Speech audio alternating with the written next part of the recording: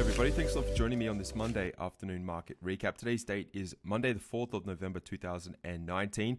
A couple of minutes ago now, the markets have closed for the day. I'm still getting through that of the end of data, sort of streaming data. You can see here in the top right-hand corner of my screen, the S&P 500, it closed up a further 11.2 points. This is still subject to change, so there might be a little bit of a immaterial change in movement to this as I continue through this video. But as it stands here, you can see that we have that of a very rough, a pseudo type of shooting star / gravestone doji. So since we've broken out, you've really been reaping the benefits of what a trend will continue to bring you. However, along and throughout this trend, there are going to be times where we see pullbacks back into the rising exponential moving averages. Now, this question is that really I'm posing to you at the moment is this the beginning of a little pullback back into these rising exponential moving averages? Obviously, the net movement today, it was another positive day across the board for the US financial indices. But again, as I just alluded to, we are going to see periods whereby we actually pull the brake on this bullish uptrend and we move into a very short-term reversal. That reversal itself, it shouldn't be as deep as what we have seen over the past really 3 months as we've continued that sideways sort of consolidation type of period, or whether or not you want to call it that of an ascending triangle on the S&P 500. So we won't be looking at sort of retracements that we saw during the month of August and very early into the period of October. Instead, it's rather going to set up in these little bull flag type of patterns whereby you're moving in the direction or in the bullish direction, then you see the price action pull on back down, most likely into the 10 or if not that of the rising 20 exponential moving average. It makes a lot of sense now that we've broken out that we are going to see a back test of this critical pivot. But again, overall, we are still very much so bullish on these markets. Now, as I continue with the analysis here, you can see that we are moving into rather overbought territory. I spoke about this over the weekend. It's nothing to be concerned about now that we have broken out. What's more important is just how far these markets have to run in terms of the ADX and also the CCI. So if you look back historically here and pay attention to this red panel price playing on my screen over here. If you look back historically, generally the S&P 500, it will essentially give you turning points when the ADX touches or tags or moves very close to that of its 50 period on the ADX. At the moment, we're printing down here at 39.72. So my best estimate is that this market, it still has legs and it still has adequate gas in this particular move, right? Even if it wants to continue, albeit short term, before we move into that of a little bull flag, whereby we will allow the ADX and also the CCI to take a little bit of a breather. As I say that, the commodity channel index, it's printing up very much so firmly above 100. It's printing at 173. So we're getting the green tick of approval on the ADX and on the CCI in conjunction with the exponential moving averages, which is telling us that these markets have now shifted from that of a sideways range-bound market into that of a bullish trend and a trend continuation, which has been in effect since the very early period of 2009. So the majority of people in that pro analysis class who've been listening to this analysis and listening to at least the market forecasts, we've really been legging into long-term bullish positions really for the entirety of 2019, all the way back down here at 2,525 points. Most recently on the S&P 500, during this bullish move, we've been continuing to accumulate positions at 294 and also 2956. Here we are today. We're closing up just shy of 3,080 points. So again, just hold those positions, forget that you even do own them, and then check back. You don't need to check back every single day or during the session to see what those positions are doing. This is going to be a multi-month positional trade on the market indices through either the SPYs or the Qs or even the diamonds if you're choosing to trade either of those two additional markets. But really right now you should be hopefully having another big smile on your face after today's price action, knowing that you've just brought in some pretty decent returns once again. This period or this trend that we're looking at, just to share this for those of you here publicly who watch these videos, we spoke about this over the weekend. I won't give you the reasoning as to why this is, but on the S&P 500, our first target, so to speak, is up here at 3,175 points. So don't think for a moment that we are really overextended or that this trend has already moved quite a distance. The reality is it hasn't. If you're looking at projections off from the first waves of some of these continuational sort of consolidational patterns, these are going to be the first targets that you're going to come up with. We can also move through, at least we can move through some sort of Fibonacci future analysis as well, just to find points of confluence. But as it stands now that we've got this really definitive chart pattern, this is going to be your best friend on the S&P 500, 3,175 points. On the NASDAQ, have a look at this. That target is 8,900 points. Again, this is a projection.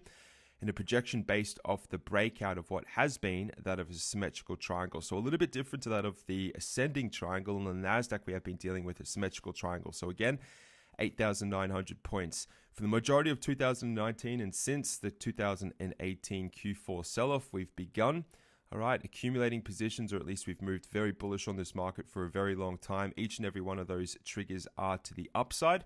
And as you can see, the NASDAQ, the Dow, and the S&P 500 are closing at fresh new all-time highs. So it really is the best of price action that we have seen right at the close of today's current juncture. So it's a really nice sort of trade here on the NASDAQ as well. Closing at 8,436 points. Again, we're above the simple moving averages. That goes without saying. Above the exponential moving averages. The problem is also, obviously I haven't referenced it at the moment, is that we have once again just established another gap between the close of Friday and also during today's session. So this may play into that of a bull flag, to actually close this open window. I understand that we still have an open window all the way down here at 7,990, but the further we move away from this first gap, the odds decrease that we are actually going to close that gap moving forward. However, this gap up here, most recently where we closed out on Friday last week, there is a high possibility and probability that we are going to close that gap at some very close point. We're overbought as well. RSI, the stochastics and the MACD is still firmly flipping up, but we are moving into that overbought reading. Again, it's not a major sort of immediate warning signal. Instead, we want to pay attention to the ADX. If I bring up that of my horizontal line, and I'll show you this in comparison to the S&P 500. Remember how we were talking about 50 pretty much being that top out on the S&P? It's very close when you have a look at the NASDAQ as well. But if you pay attention to all of the times we've come up or got very close to it and turned back down, you can see that that same period is also 50. Here we are at 38 points, give or take, if I round it up. So we still have roughly 12 points on the ADX to move until historically we should see that of an immediate snapback in the markets. The CCI is broken above 100. It's also printing at 182 on that price panel as well. So those are very nice markets. They are looking good. The Dow Jones today effectively closed at a new all-time high. However, we do have a gap and we do have a little pseudo shooting star candlestick. So it comes back into the question, are we going to see the back test of this resistance turn new support? I assume that the answer to that question is going to be yes.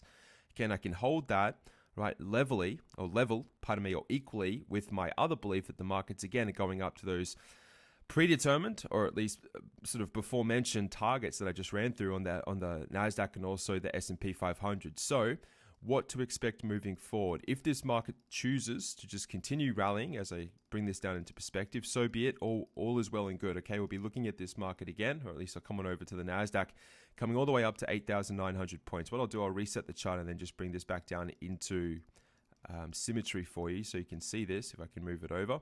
All right, so if the market chooses to keep going, so be it. We'll pay attention to the ADX and, of course, the CCI as the market continues to rock and roll. However, if we do see the pullback, it makes a lot of sense that we're going to come back to, say, 8.1 or 8.2. That will allow the ADX and the CCI to reset. Also, to give us the back test of resistance turn new support. And then that will lay the next foundation like we spoke about over here.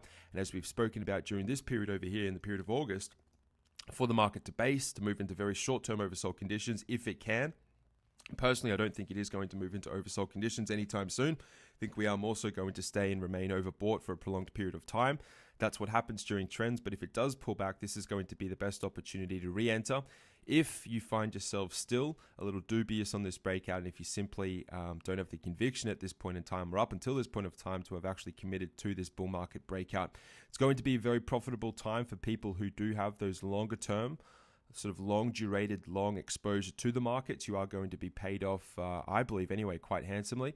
And it is going to be a very profitable time in the US financial markets, which is aligning with really our theme and what we've been speaking about for the finale of 2019, moving into that of a parabolic blow off top. So I think we're very firmly getting underway. The party is essentially starting. However, it is very early on and there's a lot of gas left in the tank for these markets to continue. Apple had, pardon me, this is not Apple's current session at the moment. Some of these charts at the moment, given that the market is only just closed, are not actually updating when it comes to streaming data. But really what matters most right now is out of the market analysis. That is critical. And also, just to relate this back into the pro talk that we had, pay attention to a lot of the support areas that we've been speaking about in individual stocks. Okay, I'm not going to go through them, but just think about this. For those of you who are in pro, think about that support area, which is really firming up where a bunch of our top 12 stocks are sort of balanced on us at the weekend, and that is going to be the signal of truth. If those stocks turn up off from those support areas, if they hold those sort of chart patterns, right, and they establish that next subsequent high low, you've got all of that upside potential that we've gone through when it comes to targets in those individual trades, and that is very critical at this point in time. So again, the name of the game right now is not to be overly aggressive. It's not to be sort of jumping in and out of daily positions each and every day. It's more so to take a longer term approach, understand that these markets have changed, the psychology, the sentiment of market participants, it has already changed.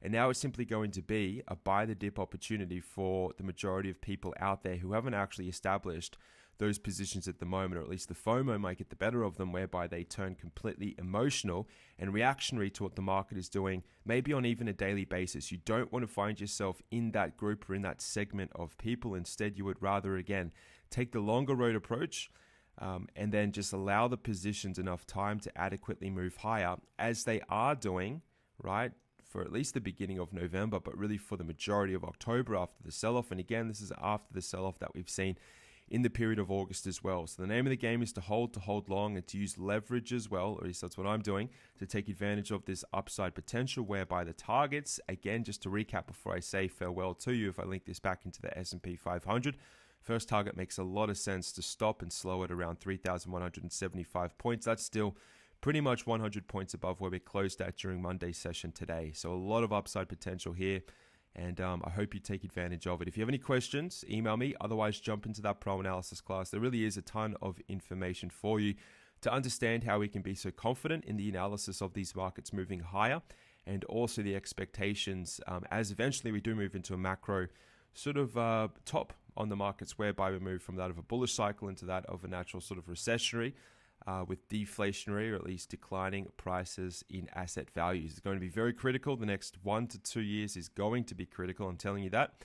And I think it's in your best interest, or at least I know it's in your best interest, to at least spend a little bit of time in that analysis class to understand this a little bit better, and also, right, time the market as it does move into its macro reversal pattern at a later date. All right, so that's going to do us as at Monday. All the best, everyone. Thanks a lot for listening to this market analysis. I'll be back with you later in the week for another market update. All the best. Farewell.